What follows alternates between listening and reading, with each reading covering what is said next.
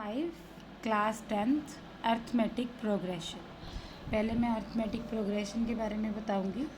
Arithmetic progression की जो short form है उसको एपी बोलते हैं और इसकी पहचान ये होती है कि मान लो इसमें हमें कोई सीरीज़ दी होती है, तो जैसे 1, 3, 5, 7, 9 ऐसे सो ऑन। लेकिन इस सीरीज़ की पहचान क्या है कि ये एपी कैसे है, इसमें जो डिफरेंस होता है वो हमेशा सेम होगा। यानी मैं 1 से 3 तक जा रही हूँ तो 2 नंबर का डिफरेंस है, 3 से 5 तक 2 नंबर का, और 5 से 7 तक 2 नंबर का, और 7 से 9 तक 2 नंबर का डिफरेंस है। देखिए अगर मैं इसका डिफरेंस निकालूँ तो 3 - 1 कितना आ रहा है, 2 आ रहा है। ऐसे ही मैं अगर 5 - 3 निकालूँ तो 2 आ रहा है, 7 - 5 2 आ रहा है, 9 - 7 2 आ रहा है। बट अगर मान लो इनमें से किसी का डिफरेंस 2 नहीं आता, 3 आ जाता है या 1 आ जाता है, कुछ भी अलग आ जाता है, तो ये एपी नहीं हो। इसमें सबका डिफरेंस 2 आ रहा है तो ये एक एपी है।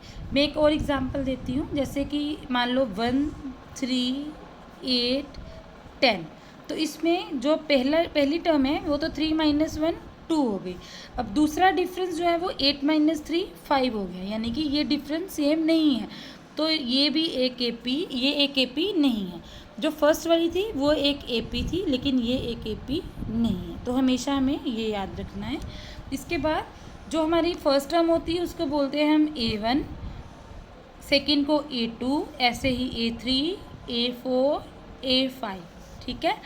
और जो कॉमन डिफरेंस होता है उसको बोलते हैं, डिनोट करते हैं D से, ठीक है। और जो लास्ट टर्म होती है वो हमारी AN होती है, इसको हम L भी कहते हैं। L मीन्स लास्ट टर्म, ठीक है, L मीन्स लास्ट टर्म। अब हम स्टार्ट करेंगे एक्सरसाइज 5.1 से। हमारा पहला क्वेश्चन है, the taxi fare after each kilometre when the fare is ₹15 for the first kilometer and ₹8 for each additional kilometre. यानी कि एक जो टैक्सी है उसका किराया जो पहले किलोमीटर के लिए है वो ₹15 है, लेकिन जैसे जैसे हम एक किलोमीटर बढ़ते जाएंगे एडिशनली किलोमीटर होगा जो, उसका ₹8 जो है वो किराया बढ़ता जाएगा।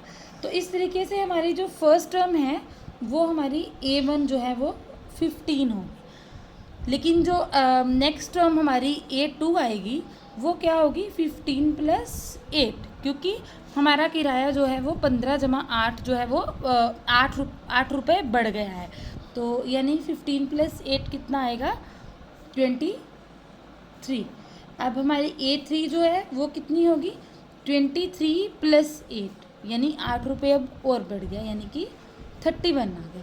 तो इसमें हम देखेंगे कि सब में 8 किलोमीटर की बढ़ोतरी हो रही है, इंक्रीज़ हो रहा है, तो यानी कि हमारा जो कॉमन डिफरेंस है वो सेम रहा। कितना रहा, 8 रहा, ठीक है। तो इसके अकॉर्डिंग यस ये एक एपी है, yes it is an AP. अब हम सेकंड करेंगे, उसमें देखिए, the amount of air present in a cylinder when a vacuum pump removes 1/4 of the air remaining in the cylinder at a time।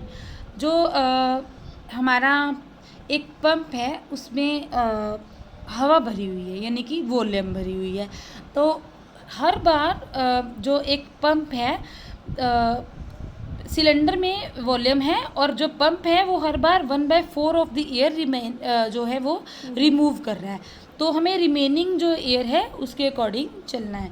तो हमारे मान लो हमारे पास जो टोटल वॉल्यूम है वो हमारी V है, यानी स्टार्टिंग में हमारे पास V थी, तो अब इसने 1/4 ऑफ रिमूव कर दिया, यानी कि मान लो अगर हमारे पास टोटल वॉल्यूम अगर मेरी 1 है तो इसमें से मैंने नेक्स्ट में लिखूँगी मैं रिमेन 1 टाइम, तो एक टाइम में मैंने कितना रिमूव किया, 1 - 1/4, यानी कि 3/4 वॉल्यूम मैंने रिमूव कर दी।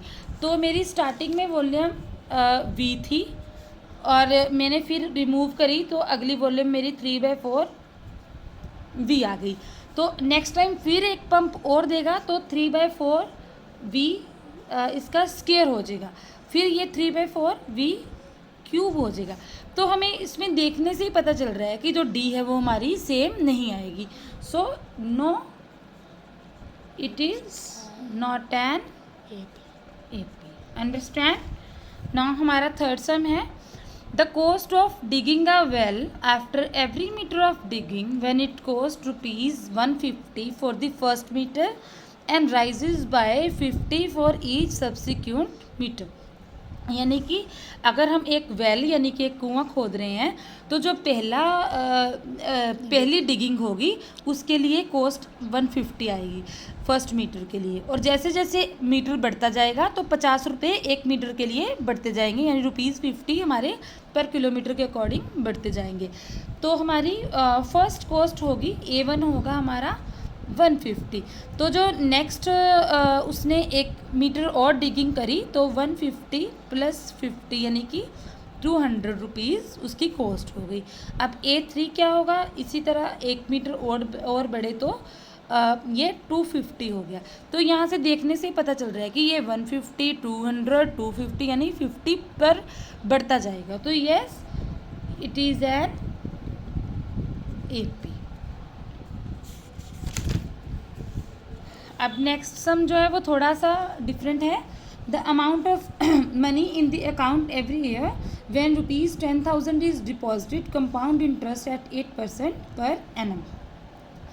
तो इसमें हमें उसने बता रखा है कि जो हमारा प्रिंसिपल है वो ₹10,000 है, और जो हमें इंटरेस्ट लग रहा है उस पर वो 8% पर एनम लग रहा है, यानी कि 1 साल का 8% जो इस पर टैक्स लग रहा है।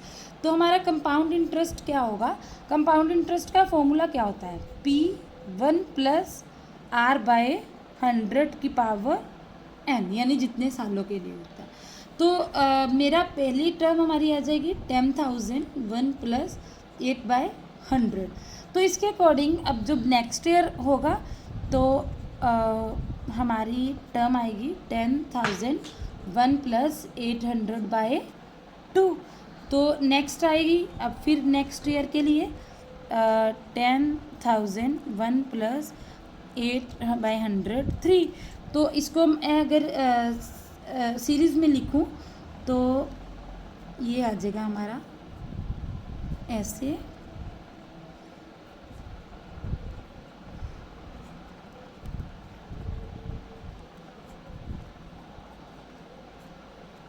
And so on.